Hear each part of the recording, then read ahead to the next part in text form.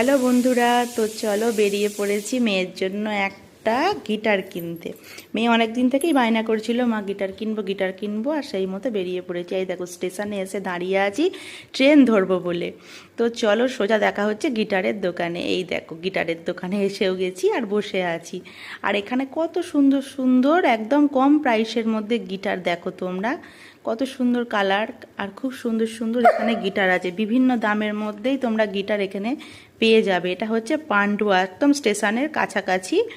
আর দেখো এখানে বসে আছি আর এই যে আমার মেয়ে এই গিটারটা পছন্দ করেছে। আর দেখো গিটারের কালারটা কেমন লাগছে তোমরা অবশ্যই জানিও। আর এটা হচ্ছে টিচার, উনি বলল চল তোর একটা ছবি তুলে নিই, তাই ওরা দুজন ছবি তুলছিল আর আমিও মেয়ের একটা ছবি তুলে নিলাম। তো এখানে আমরা তিনজনে গেছি, আমার মা, আমার হাজব্যান্ড আর আমি আর আমার মেয়ে, আমরা সবাই মিলেই গেছিলাম।